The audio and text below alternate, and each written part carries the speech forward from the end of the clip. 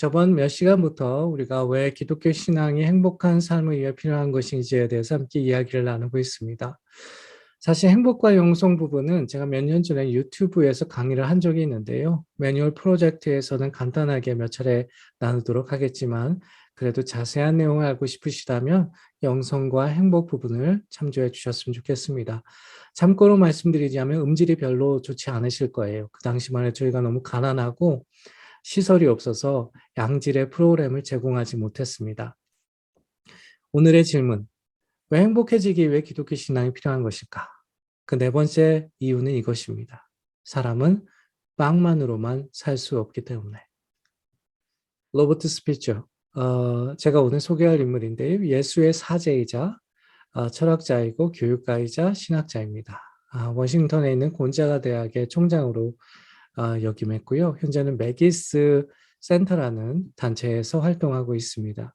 이 단체는 주로 과학, 철학, 그리고 신앙사의 연계성을 연구하는 단체이고 또한 그는 윤리적 리더십 스피처 센터의 총장이기도 한데 주로 카톨릭 교인들과 비영리 단체가 어떻게 온전한 크리스천 리더십을 만들어갈 수 있을까, 생산적인 문화를 어떻게 하면 우리가 공헌할 수 있을지에 대해서 연구하는 기관 혹은 훈련하는 기관이라고 이야기할 수 있습니다.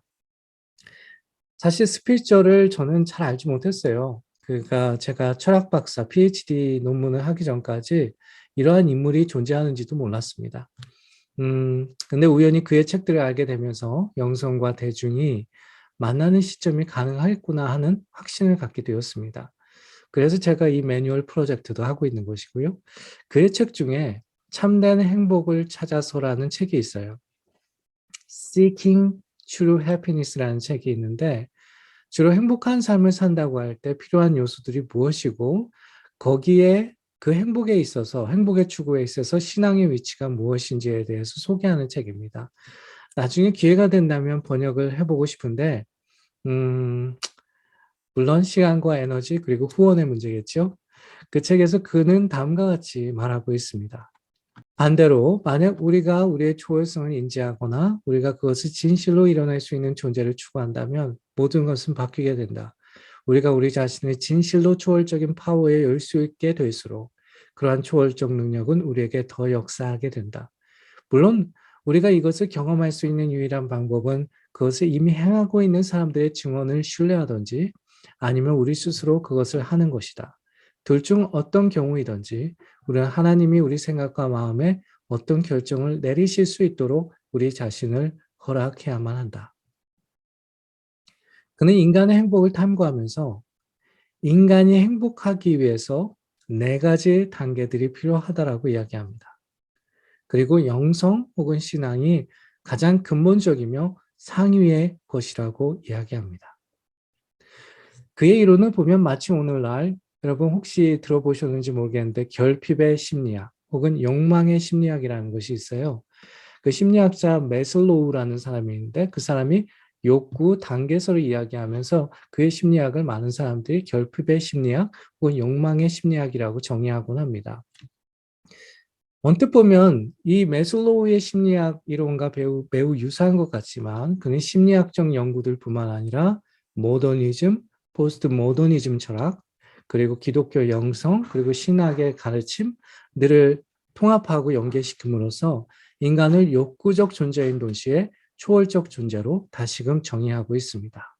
왜 행복해지기 위해 기독교 신앙이 필요한 것일까요? 오늘의 질문. 그는 이렇게 답합니다. 인간은 빵만으로는 살 수 없기 때문에. 더 정확하게 말하자면 인간은 기본적인 욕구 충족만으로 살아갈 수 없기 때문에. 스피처는 인간이 행복해지기 위한 네 가지 단계에 대해서 말합니다. 첫 번째 단계는 본능적 단계. 본능적이라고 하면 어떤 것이죠? 예, 먹고, 자고, 싸는 것. 두 번째 단계는 상대적인 단계입니다. 이 단계에서는 비교를 통해서 자기의 우월함을 경험하고 그 속에서 오는 만족감을 뜻합니다. 세 번째 단계는 존재적 단계인데요. 내가 얼만큼 가치 있는 존재인가. 더 정확하게 이야기하면 사회에서 또 내가 소속한 공동체에서 얼만큼 공헌하고 있고 인정받고 있는가의 여부에 따라서 오는 행복을 뜻합니다.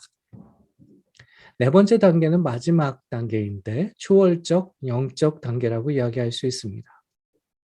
이 단계에서 사람은 신성함을 추구하고 이 신성함을 통해서 이 신성함과 가까워지면서 얻어지는 어떤 행복 또는 초월의 단계를 뜻합니다. 완전한 진리, 완전한 아름다움, 완전한 사랑, 완전한 정의, 선, 존재, 그리고 창조주와 창조물의 관계에 대한 이해, 이런 것들을 통해서 얻어지는 행복을 뜻합니다. 자, 이제 구체적으로 한번 살펴볼까요? 첫 번째는 무슨 단계라고 말씀드렸나요? 예, 본능적 단계입니다. 먹고, 자고, 싸는 것. 그런데 이 첫 번째 단계는 가장 피상적인, 가장 낮은 수준의 행복 단계입니다. 왜냐하면 이는 채워지면 끝이에요. 해소되면 끝이 되는 거예요. 더 이상 원하지 않아요. 물론 우리가 밥을 한 끼만 먹지는 않잖아요. 그런 것처럼 없어지면 끝인데 또 잠시 있으면 다시 그것을 추구하게 돼요. 문제는 뭐냐? 채워지면 끝임에도 불구하고 여기에 집착하게 되면 어떤 현상이 생깁니까? 예, 중독 현상이 생깁니다. 예를 들면 포르노, 먹방, 술 같은 것을 뜻하는 것이죠. 두 번째는 상대적 단계입니다. 비교를 통해서 오는 자기 우월감을 경험함으로써 오는 만족 혹은 행복을 뜻하는 것이죠. 상대적 단계를 살아가는 사람들의 세계관은 분명합니다. 이 세상을 승자와 패자, 포식자와 먹이 관계로 이해합니다. 물론 내가 언제나 승자의 위치에 있거나 포식자의 위치에 있다면 상관없는데 인생이라는 게 그렇게 되지 않잖아요. 그 말은 내가 패자의 위치에 있거나 혹은 먹이의 위치에 있다면 이 사람은 분노와 시기심과 차별과 적대감을 갖게 되고요. 더 나아가 상대적인 우월감을 갖기 위해서 자기를 왜곡시키거나 인간성을 포기하는 결과도 초래하게 된다고 합니다. 결국은 불행하게 되는 것이죠. 세 번째 단계는 무슨 단계입니까? 예, 존재적 단계입니다. 사회적, 공동체적 공헌도 여부를 통해서 자신의 존재를 확인하는 것. 자기에 대한 집착에서 벗어날 수 있습니다. 왜냐하면 상대적 단계에서는 단순히 내가 남보다 우월하면 되는 거예요. 우리 집이 저 사람의 집보다 더 크면 되는 것이고 내 차가 저 사람의 차보다 더 신형이면 되는 것이고 내가 저 사람보다 더 좋은 회사에 있거나 아니면 저 사람보다 더 좋은 대우에 있거나 아니면 저 사람보다 더 좋은 대학을 다녔으면 되는 거예요. 상대적으로 우월하면 나는 행복해지는 겁니다. 존재적 단계는 다릅니다. 존재적 단계는 자기를 포기합니다. 대신에 인생의 의미와 가치를 자기의 존재를 통해서 확인하고 경험하는 것을 뜻합니다. 그럼에도 불구하고 존재적 단계로만으로는 행복을 얻을 수 없습니다. 왜냐하면 존재라는 것은 언젠가 그리고 존재론적 공허함은 영원히 사라지는 것이 아니기 때문에 그렇습니다. 채울 수 없다라는 뜻입니다. 추락하는 것은 날개가 없다라는 말이 있잖아요. 내가 아무리 사회 공헌에서 유명해졌다 하더라도 언젠가는 그 자리를 누군가가 채우게 됩니다. 그리고 나는 잊혀지게 됩니다. 더 나아가 여전히 설사 사람들이 나를 영원히 기억하고 내 이름이 영원히 남는다 하더라도 내 인생 자체가 공허하다는 사실을 결코 부정할 수 없게 됩니다. 인간의 공통적인 운명, 인생이 그래 봤자구나. 내가 대통령이 되건 내가 무엇이 되건 인생이라는 것이 그래 봤자구나. 전도서 말씀을 인용한다면 헛되고 헛되다, 헛되도다. 그래서 네 번째 마지막 단계가 중요한데요. 바로 초월적 영적 단계입니다. 이 단계는 신성함에 대한 추구로부터 오는 단계, 행복이라고 말씀을 드렸습니다. 완전한 진리를 추구하고 완전한 아름다움을 추구하고 완전한 사랑을 추구하고 완전한 정의, 선, 존재, 그리고 창조주와 창조물의 관계를 이해함으로써 오는 행복이라고 말씀드렸습니다. 이 초월적 영적 단계에 이르게 되면 사람은 환경이나 조건, 그리고 자기가 가지고 있는 상태를 넘어서는 존재적 자유함과 풍성함을 얻게 됩니다. 헨리 나우엔의 표현을 인용하자면 이 세상에 있으나 이 세상에 속하지 않은 상태, 이 세상을 사랑하나 이 세상의 사랑에 지배당하지 않는 상태, 이 세상의 고통을 부정하지 않지만 그것에 영향을 받지 않는 상태. 사도 바울도 비슷한 이야기를 했죠. 내가 궁핍함으로 말한 것이 아니니라. 어떠한 형편에 있든지 나는 자족하기를 배웠노니 나는 비천에 처할 줄도 알고 풍부에 처할 줄도 알아. 모든 일, 곧 배부름과 배고픔과 풍부와 궁핍함에도 처할 줄 아는 일체의 비결을 배웠노라. 내게 능력 주시는 자 안에서 내가 모든 것을 할 수 있느니라. 이 두 사람의 말들은 초월적 영적 단계에서 오는 행복을 그대로 이야기해주고 있습니다. 흥미로운 사실은 높은 단계일수록 낮은 단계의 욕구나 결핍을 채워줄 가능성이 높다고 합니다. 그러나 반면 낮은 단계일수록 본능적인 단계, 상대적 단계 이런 것을 이야기하는 것이죠. 낮은 단계일수록 높은 단계를 대신할 방법이 없다라는 거예요. 예를 들면 초월적 단계가 해결될 때 완전한 진리, 완전한 아름다운 사랑, 정의, 선, 그리고 존재, 창조주와 창조물과의 관계로부터 오는 어떤 행복이 맺어지게 될 때 사회의 평가와 위치에서 자유로워지고 비교를 통해서 살았던 자신이 이제 비교를 통해서 자기 자신을 확인하지 않아도 되고 본능을 극단적인 방식까지 채우지 않아도 상실이나 결핍이 그렇게 크지 않게 되더라는 거예요. 그러나 반대로 본능을 아무리 채워도 그때뿐이고 계속해서 남을 통해서 자기 자신을 판단하거나 왜곡시키게 되고 근본적인 내적, 외적 변화는 없는데 좋은 일을 했으니까 나는 안전할 거야. 사람들은 실제 내 모습을 모를 거야 라는 어떤 안도감에 빠져서 살아가게 된다는 거예요. 그러나 이러한 노력을 통해서 얻어지는 행복은 일시적이거나 피상적일 뿐입니다. 더 쉽게 표현하면 초월적이고 영적인 행복이 필요합니다. 영원하고 깊은 것이 필요한 거예요. 영원하고 깊은 것은 영원하고 깊은 것에서만 찾아져야 합니다. 그것이 누구입니까? 예수 그리스도입니다. 그렇지 않습니까?